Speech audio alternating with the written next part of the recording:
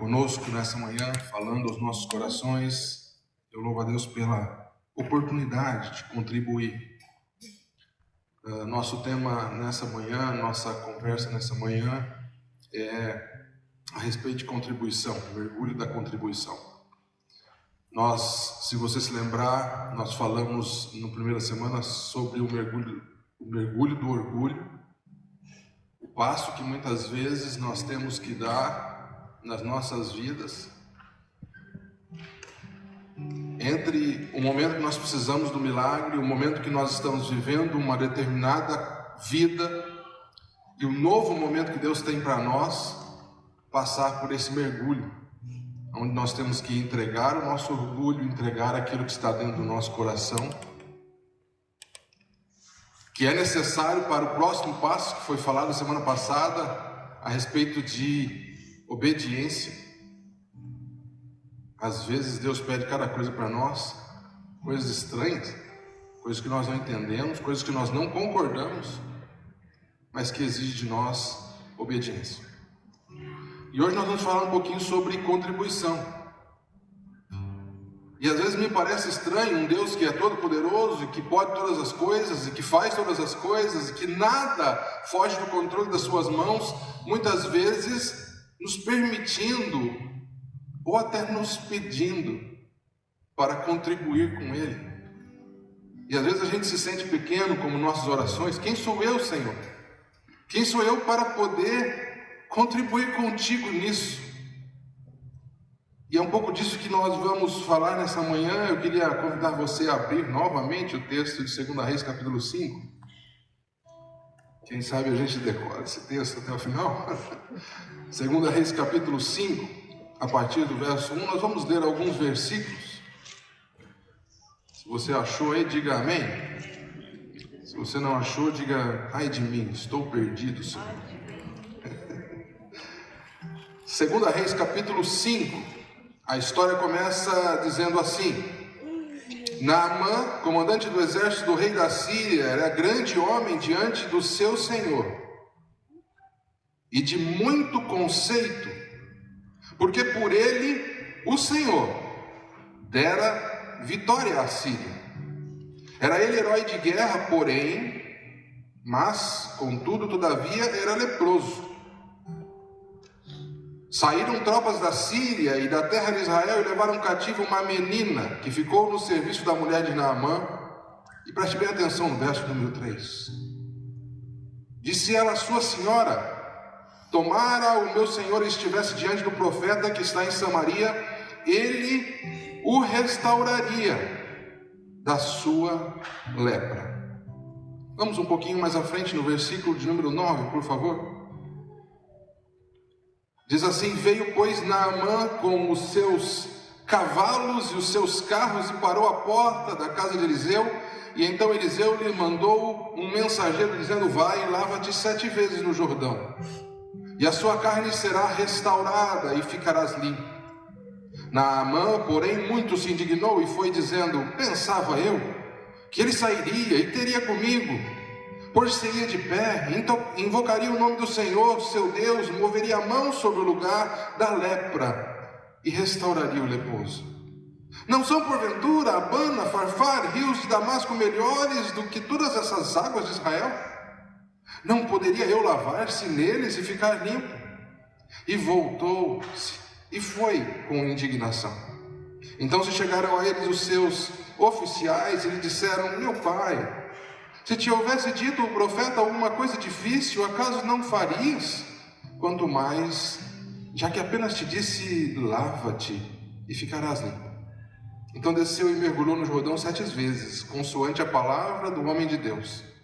E a sua carne se tornou como carne de uma criança, e ele ficou totalmente limpo. Voltou ao homem de Deus, ele e toda a sua comitiva, veio, pois, diante dele e disse: eis que agora reconheço que em toda a terra não há Deus, senão em Israel. Agora, pois, te peço, aceite um presente do teu servo. Porém, ele lhe disse: tão certo como vive o Senhor, em cuja presença estou, não aceitarei. Instou com ele para que o aceitasse, mas ele recusou. Disse Naamã mais uma vez: Se não queres, peço-te que o teu servo seja dado apenas uma carga de terra de 2 mulos, porque nunca mais oferecerei este teu servo holocausto nem sacrifício a outros deuses, senão o Senhor. Vamos orar. Pai, esta é a tua palavra. Que o teu Espírito tenha liberdade de falar aos nossos corações, de nos exortar, de abrir os nossos olhos e de mostrar aquilo que tu queres para nós nesta manhã, em nome de Jesus. Eu queria chamar a sua atenção para 2 personagens desse texto, 2 muito diferentes personagens desse texto. Um paradoxo muito grande de alguém que tem muito, de alguém que muitas vezes é espelho da sociedade, é alguém que as pessoas olham e falam: como eu queria que a minha vida fosse igual dessa pessoa. E que tem a oportunidade de dar, contribuir, e eu não quero agora fixar contribuição somente no dar, eu não quero que você pense nisso, mas também quero chamar a sua atenção para como Deus usa, ou como Deus nos usa em meio às nossas insignificâncias. Como Deus escolhe muitas vezes pessoas insignificantes nesse processo de construção que Ele está fazendo no mundo. Para exemplificar um pouco essa questão da contribuição, como que nós muitas vezes somos chamados, eu queria contar uma história para vocês que aconteceu várias vezes com as minhas filhas, com os meus filhos. Por várias vezes eles não tinham o que fazer, e eles vinham comigo com um papel branco e falavam: papai, eu queria desenhar alguma coisa bonita, mas eu sou pequeno ainda, eu não sei muito bem fazer os traços. O senhor poderia para mim fazer os traços do desenho? E aí eu posso colorir, eu posso contribuir com o desenho final. A Sofia menos. A Sofia, ela é uma artista, ela é uma especialista, ela desenha muito bem, muito melhor do que eu. Eu também não sou um ótimo desenhista, mas eu sou bom no computador. O que eu fazia? Eu ia para o computador e colocava lá desenhos em branco para colorir e imprimia. Perfeitinho os desenhos. E então, eu pegava desenhos como esse aqui, bonitos, e às vezes elas falavam: pai, imprime 4, imprime 5, eu quero disso, eu quero outro. E aí eu entregava nas mãos dela. E elas iam embora, ficavam um tempo, me deixavam em paz um tempo, e de repente elas voltavam com o desenho todo colorido. E era muito bom para mim ver que elas iam evoluindo à medida que elas coloriam. A idade vai passando, elas vão tendo mais condições e elas iam contribuindo. Assim, é mais ou menos assim que Deus faz conosco. Eu não sei por quê, porque Ele podia fazer tudo. Ele podia fazer o papel, Ele podia escrever os detalhes, pintar, desenhar, passar verniz e construir um mundo maravilhoso. Mas quando Ele fez a criação, criou Adão e Eva, Ele decidiu fazer assim. Um dia, quando eu estiver lá na frente dele, eu pergunto por quê. Eu não entendo, se fosse eu não faria assim, eu não corria o risco de deixar parte da minha maravilhosa criação na mão de seres humanos falhos e pecadores. E dizer para eles: contribui comigo. Queria pedir para a Fernanda vir aqui na frente, me ajudar. Fique com esse papelzinho aqui, Fer. Cuida dele para mim. Como pode um Deus que, como nesse texto que nós lemos de Naamã, dá a possibilidade de Naamã, a Bíblia diz que Naamã era general de guerra. Para você entender um pouquinho mais do contexto histórico do que nós estamos falando, a Bíblia diz que a tropa da Síria, liderada por Naamã, invadiu Israel. Quem era Israel? Se você se lembrar um pouquinho mais da história, enquanto Salomão reinou sobre todo o povo de Deus, o império se expandiu com Davi, depois enriqueceu com Salomão. Mas quando Salomão morre, o filho de Salomão reina sobre esse povo, ele aperta ainda mais esse povo, e as 10 tribos do norte dizem assim: não, isso não dá para mim. Só tem um problema, meu querido. Esse povo foi o povo que Deus escolheu em Gênesis capítulo 12 para contribuir com o desenho maravilhoso que Deus estava fazendo de salvar a humanidade. Deus diz para Abraão: eu te abençoarei e através de ti, da tua família, da tua descendência, serão abençoadas todas as famílias da terra. Em outras palavras, Deus pega a história da humanidade, o desenho da humanidade, e diz assim: Abraão, eu estou fazendo os contornos e eu vou usar a sua família para ser contribuinte nesse processo de transformação da humanidade. Mas esses 10 tribos do norte dizem assim: não, eu não quero isso para minha vida, está muito ruim, esse rei está ruim, Deus não sabe o que faz. Afinal de contas, 3 pessoas eram muito importantes nesse agir de Deus. Não era como hoje, que toda a igreja tem os lápis de Deus na mão. Apenas o profeta, o sacerdote e o rei eram 3 representantes de Deus na terra.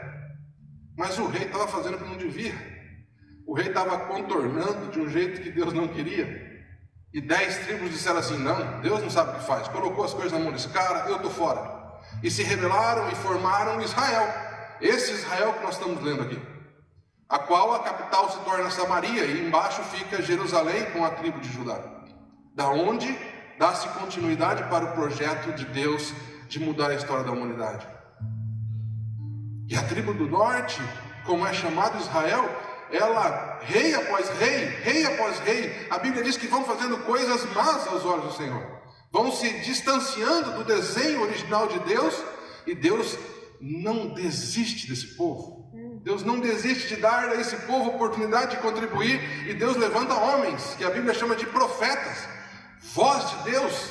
E a gente tem a ideia de que profeta é aquele que fala do futuro, né? Fala profecia. E profecia não é só aquilo que é do futuro, e muito é pouquinho o que é do futuro, mas profecia é quando Deus levanta um homem para dizer: ei, vocês estão fora dos limites que eu criei para o meu povo. Vocês estão saindo fora dos desenhos que eu estou fazendo na vida da humanidade. Um deles foi Elias, nós lembramos disso. Para você ter uma ideia de tão ruim que estava a situação, quando Acabe reinava em Samaria sobre Israel, sua mulher Jezabel transtornou toda a situação religiosa do momento. Ela converteu até os profetas a ela converteu até os sacerdotes a ela. Mas Deus não desiste desse povo.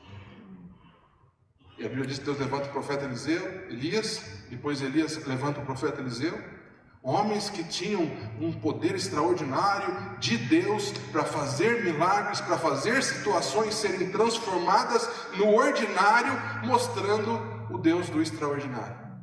Isso é milagre. Quando eu e você falamos assim: estou indo 7 vezes, fazendo um momento de oração de 7 semanas, porque eu tenho meus top 5 milagres. O Fábio disse assim: milagre é aquilo que nós não conseguimos fazer a partir do ordinário, a partir daquilo que nós temos nas nossas mãos. Milagre é aquilo que nós nos rendemos, quebramos o nosso orgulho e dizemos assim: Deus, precisamos do Senhor para fazer o extraordinário nas nossas vidas. E então nós nos aproximamos daquele que é maior do que nós, aquele que nada é impossível, aquele que tem todo o poder e que pode agir na minha vida e na sua vida para fazer milagres. Mas eu queria lembrar você que está nesses mergulhos, se você puder lembrar dessa frase, eu guardo ela no meu coração sempre: milagre não é propósito. Milagre é apenas uma placa na beira do caminho, sinalizando algo. Eu gosto muito como o João, ele fala para nós a respeito dos milagres. Ele chama milagre de sinal. Eu gosto muito dessa expressão. E se você está escrevendo os seus top 5 milagres que você precisa, eu queria que você lembrasse que eles são apenas sinais. Quando você está andando pela estrada da vida, assim como esse povo está andando pela estrada da vida, assim como Naamã está andando pela estrada da vida, em algum momento da história de Naamã se encontra perdido, sem saber, vou adiante, não vou adiante, e numa situação muito difícil para a época, não tinha medicina que pudesse mudar a situação de Naamã. Mas Naamã se depara com um milagre. Ele se depara com um milagre de ser curado da lepra. E eu e você vamos, em nome de Jesus, nos deparar com milagres esse ano, como nos deparamos o ano passado. A questão é, quando eu e você nos depararmos com esses milagres, nós precisamos ter a consciência de que milagre não é propósito. O propósito é o final da estrada. Eu e você nós não podemos ficar encantados com a placa que está dizendo para nós assim: olha, existe alguém maior do que vocês, existe alguém que te ama, existe alguém que merece adoração, existe alguém ao qual você precisa servir. Naamã. E eu fico feliz porque o texto diz que Naamã, ele foi curado, sua pele ficou como uma pele de criança, mas não somente sua pele ficou como uma pele de criança, mas o seu coração também ficou como um coração de criança. Ele se transformou em uma nova criatura. Ele diz assim: olha, tem Deus demais aqui. Na Samaria tem Deus demais, lá na Síria tem Deus demais, nós adoramos criar deuses, mas olha, Eliseu, hoje eu descobri, hoje esse milagre sinalizou para mim que Deus me ama e que eu só devo adorar a Ele. E a primeira questão que eu queria deixar com vocês é: qual contribuição você pode dar, eu posso dar, para a obra ou para o projeto que Deus está fazendo na nossa vida? Contribua, doa-se, permita fazer parte desse novo desenho que Deus está fazendo na minha e na sua vida. Fernando, mas eu estou doente, eu estou com uma crise financeira, eu estou numa situação caótica como essa de Naamã. Como que eu posso contribuir? E eu vou dizer uma coisa, não sei se você já fez o cálculo. Você tem ideia de quanto Naamã levou no porta-mala da charrete dele para Israel, para ver se conseguia o milagre? Alguém aqui tem uma ideia mais ou menos? Mais ou menos Naamã leva, segundo essa quantidade de ouro e prata e roupas, mais ou menos 5 milhões de dólares. 5 milhões de dólares Naamã leva na porta-mala da charrete, em barras de ouro, barras de prata, roupas festivas, para ver se convence o rei ou alguém daquele povo estranho, pequenino, derrotado, a tocar na vida dele e trazer a cura. Você tem ideia do tamanho que Naamã era? Se ele levou no porta-mala da charrete 5 milhões de dólares, você tem ideia do tamanho que esse homem era? Ele tinha ideia de que eu olho para o que eu tenho e eu vou até esse Deus que eles estão me dizendo, essa pessoa de Deus que eles estão me dizendo. Afinal, o profeta, ele era um representante de Deus, e esse profeta, ele vai me curar, ele vai agir. Mas eu acho interessante porque quando nós, que pensamos ter muito, nos aproximamos de Deus, nos achegamos até Jesus, que é o representante maior de Deus para nós hoje, aquele que tem poder para operar sinais e maravilhas, assim como Naamã, nós descobrimos que tudo que nós temos é nada. Nós descobrimos que tudo que Deus quer de nós, muitas vezes, não é aquilo que nós temos. Nós descobrimos que os 5 milhões que nós levamos no porta-mala é rejeitado por Deus e pelo homem de Deus. E precisa ser rejeitado, porque a Bíblia diz que o menino lá, o moço de Eliseu, encheu os olhos com 5 milhões. Imagina o cara lá, você olhando para o porta-mala, assim, erguendo o porta-mala, falando: na hora que eu trouxe, Eliseu falando: não, para, isso aí eu não quero nada disso não. E Geazi estende o olho e fala assim: mas eu contribuí, fui eu que falei para você ir andar lá no Jordão, né? Acho que dá para dar um pouco aí desses 5 milhões para mim. Mas de verdade, o reino de Deus é feito muitas vezes de histórias estranhas. E no caso de Naamã, ele precisou contribuir sim. Não porque Deus não tinha poder para fazer, mas porque fazia parte do processo, não da cura de Naamã, mas da transformação que Deus queria fazer no coração de Naamã. Quantas vezes eu e você vamos nos achegar diante de Deus e dizer: Senhor, fiz 7 semanas de jejum, fiz 7 semanas de oração, passei não sei quantos dias, doei cestas básicas, dei tanto de dízimo na igreja. E Deus diz assim: filho, que bom, isso faz parte, mas de verdade, quero outra coisa de ti. Quero algo que exige do teu coração. Quem sabe, como fez comigo algumas vezes, Deus vai dizer assim: filho, eu só quero que você perdoe. Só isso. Filho, filha, eu lembro uma vez na minha vida, eu ganhei um pouco mais de dinheiro no começo da minha história profissional, então eu tinha facilidade, comprava, vendia, e automaticamente eu falava: nossa, que interessante, quanto mais dinheiro eu ganho, mais endividado eu fico. Porque quanto mais dinheiro eu tinha, mais o banco me dava crédito, mais eu usava o crédito, e eu descobri que o negócio é uma bola de neve. E aí eu falei assim: eu vou fazer jejum, vou fazer oração, vou para essa igreja, vou arrumar um jeito, porque eu preciso do milagre da transformação das minhas finanças.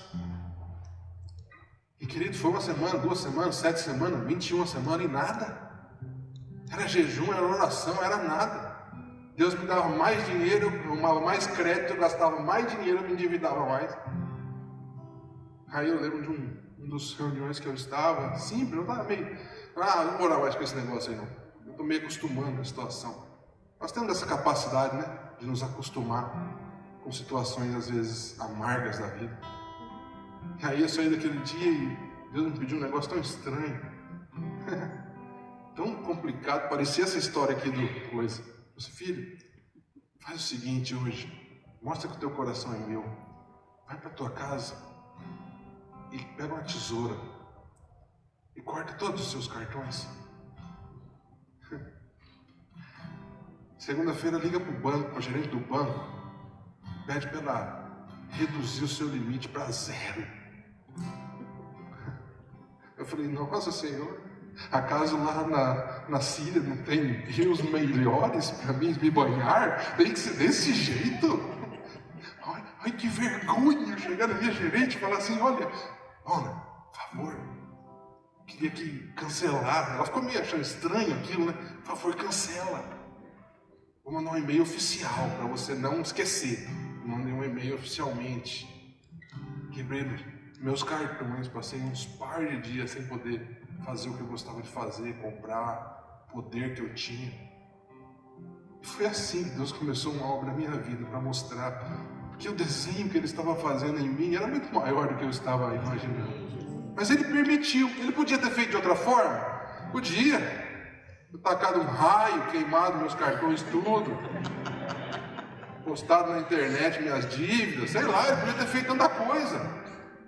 Mas Ele não quis fazer assim, Ele quis me permitir contribuir. Ele quis me permitir a se banhar no Jordão. E você? Que quem sabe Deus tem pedido para você de maneira sutil, de maneira leve. Às vezes Ele nem manda o profeta para dizer: eis que vos digo, né? Às vezes vem um menino, um aprendiz de profeta, uma palavra. Às vezes é um Fernando assim de manhã falar umas coisas para mim. E isso. Mas às vezes o Espírito Santo vai no seu coração e Ele sugere coisas pequenas, coisas que você não trouxe no porta-mala da sua vida, que eram grandes e poderosas. Mas eu queria dizer para você que, independente da sua situação, independente do milagre que você precisa, aquilo que Deus quer fazer na sua vida é maior. O propósito que Deus tem para a sua vida é maior, e Ele te convida a contribuir com isso, a fazer parte disso. Mas de outro lado, nesse texto também tem a história, nessa história toda, e diz a Bíblia que foi Deus que usou Naamã, tá? Deus conhece Naamã antes de Naamã conhecer Eliseu. E a Bíblia diz que Deus usou Naamã para dar a vitória contra o povo dele. Um negócio estranho, eu não vou entrar nesse momento agora, nessa questão. Mas o povo estava se afastando de Deus. Mas nesse povo que estava se afastando de Deus, nesse povo que não tinha mais reis que andavam no caminho de Deus, nesse povo onde até os profetas de Deus se convertiam a outros deuses, nesse povo de Samaria que já estava desconectado com a história que Deus estava escrevendo através de Abraão, diz a Bíblia que tinha uma menina. Uma menina, querido.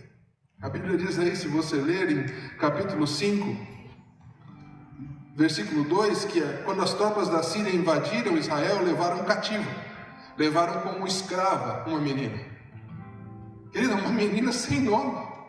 Naamã tinha nome, tinha poder, tinha dinheiro, tinha família, tinha história, tinha tudo o que nós queríamos ter. E descobriu que não podia contribuir com tudo aquilo e precisava de Deus e daquilo que Deus pedia. Mas esse texto também conta a história de uma menina.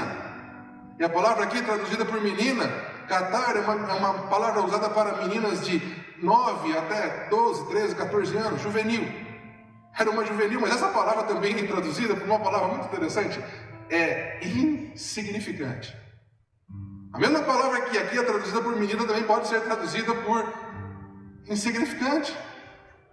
Então, em outras palavras, a Bíblia está dizendo assim: quando as tropas da Síria invadiram Israel, que já era uma nação que estava sendo insignificante para Deus, levou cativa consigo uma pequena mulher jovem, insignificante.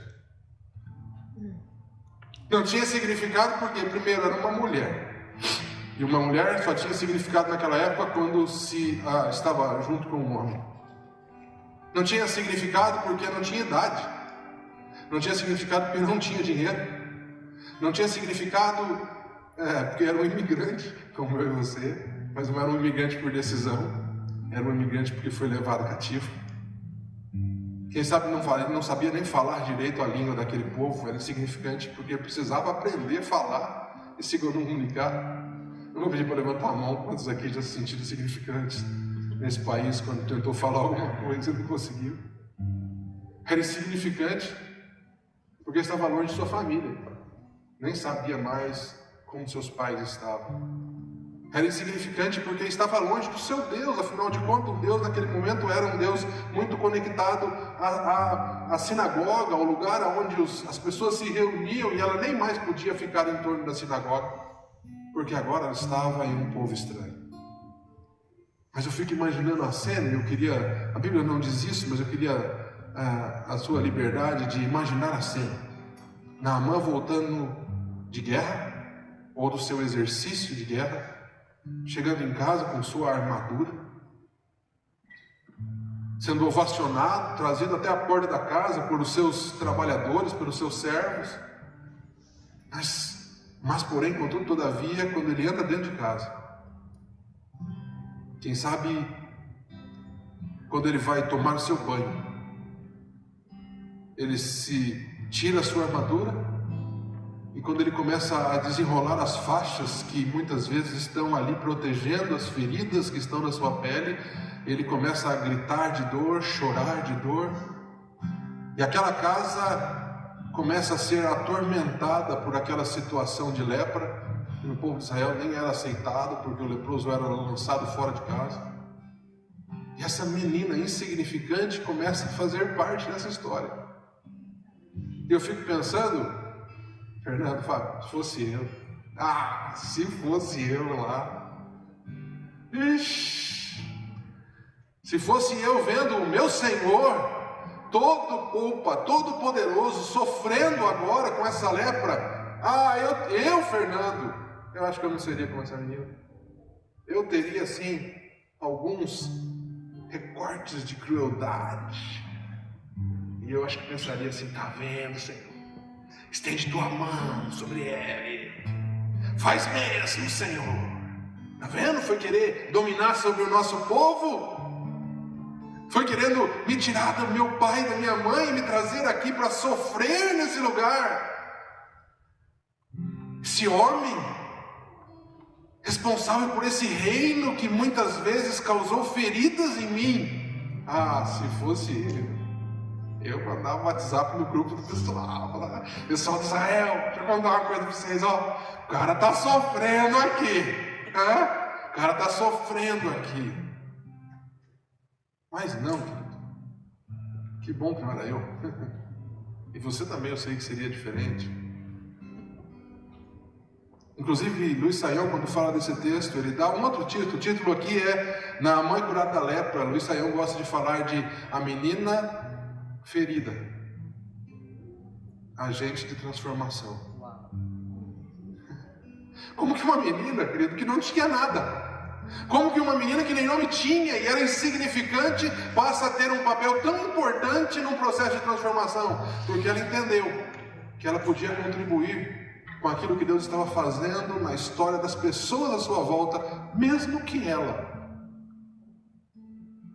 fosse insignificante. mesmo que o milagre na vida dela não acontecesse. E diga-se de passagem, pelo que a gente sabe, não aconteceu, porque o povo de Israel nunca mais voltou a ser o povo. Junto com Deus foi espalhado, e não se sabe muito bem o que aconteceu com esse povo. A história continuou com Judá e com Jerusalém. Uma menina que também precisava de um milagre. Quem sabe você está aqui 7 semanas com os seus milagres e Deus está dizendo para você assim: filho, filha, independente da situação que você está, Fernando, você pode ser usado por mim. Não para pedir para que eu estenda a mão sobre essa pessoa que fez você sofrer, não para pedir para que eu estenda a mão sobre esse chefe chato que está acabando com a sua vida, mas quem sabe para dizer assim: eu fico imaginando essa cena, esse sofrimento na casa, e ela muitas vezes não sabia nem falar a língua do povo, não sabia falar nem muito bem, nunca podia nem falar com Naamã, mas em uma beiradinha na casa. Quem sabe na hora que elas se reuniram para o jantar, e elas perceberam aquele clima ruim, ela chega na senhora dela, assim no cantinho, né? Mulher tem disso, né? Mulher sabe mais fazer isso, né? Deu aquela encostadinha assim: ah, minha senhora, senti compaixão do meu Senhor. Meu coração deveria ter raiva dele, mas eu senti compaixão. Eu queria dizer uma coisa para a senhora. Não que eu seja alguma coisa, tá? Mas olha, lá em Samaria, parece que não tem ninguém de Deus lá, mas lá em Samaria tem um profeta. Eu já ouvi as histórias daquele homem representa Deus para mim. Eu estou longe, mas eu era pequeno, eu escutava meu pai e minha mãe contando a história do que Deus fazia através de Eliseu. Eu tenho certeza de uma coisa, minha senhora: se Naamã encontrar com ele, a história da vida de Naamã vai ser mudada. Eu até não queria muito, porque eu tenho às vezes raiva do que ele fez comigo e com o meu povo, mas ver a dor dele me causou compaixão no coração. Eu e você precisamos entender que muitas vezes as oportunidades de contribuir com o que Deus está fazendo vêm de um coração que sente compaixão pelo outro, independente da minha situação. Às vezes a minha situação é pior, porque Naamã ainda foi curado, ainda foi restaurado. Essa menina, quem sabe, nunca mais voltou para o seu povo, para os seus pais e para a sua história.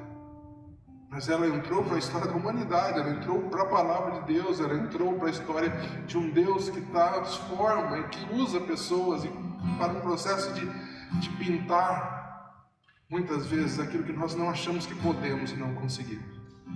Detalhe: você tem ideia o que aconteceria com essa menina se Naamã vai lá e volta sem nada? Você tem ideia o que Naamã poderia ter feito com essa menina? Essa menina se arriscou, meu querido. Ela não fez uma simples fala, não, ela se arriscou. Porque se esse cara volta de lá passando a vergonha que ele passou e não tem cura, ó, já era. Quantas vezes contribuir para a salvação dos outros vai significar para nós se arriscar? Cadê a Fernanda? Tá aí? Traz aqui, Fer, para a gente terminar. Obrigado, filho. Às vezes é assim. No começo, ela não fazia tão bonitinho assim. Ela era pequenininha. Mas mesmo assim, a nossa história, a Sofia também fez várias vezes, a Vi mostrou que como é gostoso para mim ver às vezes que eu participei, mas eu também dei oportunidade para elas participarem.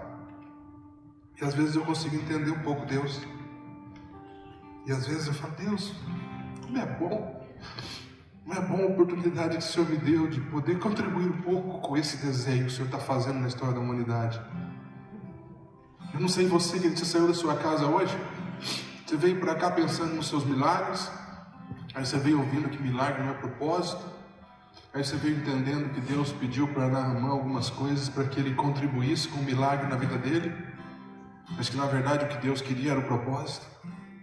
E você viu também a história de uma pequena menina insignificante, que contribuiu muitas vezes, não com a história dela, mas contribuiu com a história dos outros. E eu queria perguntar para você, diante de tudo isso, o que Deus te pede? Quem sabe você se identifica com Naamã, e no momento que você está vivendo, assim como eu já vivi alguns, você sente Deus dizendo para você: filho, filha, não é essa riqueza que está no porta-mala do seu carro que eu quero. Eu quero teu coração. Eu quero que você perdoe hoje. Eu quero que você se liberte dessas atitudes que você tem hoje, que tem trazido lepra, que tem armazenado sofrimento e dor para sua casa e para sua família. Mas quem sabe você entrou aqui hoje e se identificou com a menina. Falou: Senhor, eu estou nesse país e sinto insignificante desde que pisei aqui. E às vezes vejo as pessoas que me machucaram se dando bem na vida, sendo exemplos para a sociedade. E quem sabe Deus está dizendo assim: filho, filha, relaxa, deixa isso aí para lá. Eu tenho um desenho para você colorir. Pega o teu lápis agora. Nem o lápis nós temos, é Deus que dá.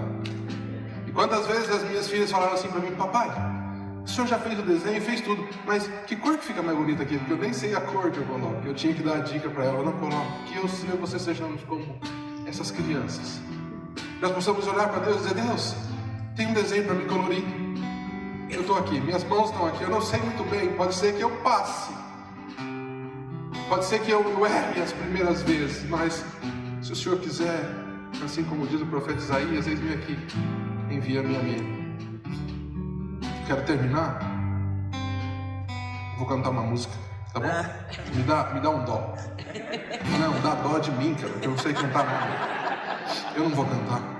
Vou cantar, depois vocês cantam bonito. Eu vou apenas ler a letra. Nos momentos mais difíceis da minha vida, e não foram poucos, eu sempre voltei para essa letra dessa música. É uma música que tem um estilo meio sertanejo, mas eu só vou ler a letra, tá bom? Fique em paz, não vou causar esse sofrimento na vida dos irmãos. É uma música da Mara Lima. Desde a minha conversão eu carrego essa música comigo. Eu queria que você fechasse seus olhos enquanto eu leio esse texto. Eu queria que você deixasse o Espírito de Deus trabalhar no seu coração. Pode fazer um solo aí. Diz assim a música: sabe, filho, eu quero falar com você. Eu tenho visto o seu lamento e a tua dor. Você diz: Senhor, eu não vou suportar, pois a luta é tão grande, eu estou quase a desanimar. Olha, filho, tu já leste a minha história, que eu deixei um trono de glória para morrer por ti. Lá na rua central de Jerusalém, cada passo que eu dava, as marcas do meu sangue ficavam também. Uma coroa de espinhos me colocaram e com cravos pontiagudos naquela cruz me pregaram. Uma lança afiada me transpassou. Nesta hora de agonia, até o meu pai me desamparou. Tudo isso eu passei por te amar, para que hoje eu pudesse te entender. Os teus problemas todos posso resolver, basta somente crer. A solução já chegou para você. Se está doente, eu sou o teu remédio. Se estás cansado, eu posso te aliviar. E termina dizendo assim: eu venci, você também vencerá. Sou Jesus Cristo, o único que pode te ajudar. Pai, em nome de Jesus, eu não conheço a vida dos meus irmãos, mas que esse Jesus que é poderoso e que está escrevendo uma história na minha vida e na vida de cada um aqui, possa nessa manhã encontrar em nós homens e mulheres que estão dispostos a contribuir, não somente com um milagre, mas estão dispostos a contribuir com o desenho que o Senhor está fazendo, com a nova história que o Senhor está escrevendo. Assim como o Senhor fez na vida de Naamã, assim como o Senhor usou a vida dessa menina, faz de novo, Senhor. Faz de novo, Senhor. Nos dê a oportunidade de ver como podemos, de maneira pequena, contribuir com esse novo desenho que o Senhor está fazendo. Que a nova história do Senhor aconteça na minha vida, na vida dos meus irmãos, É o que eu te peço em nome de Jesus. Amém. Deus abençoe.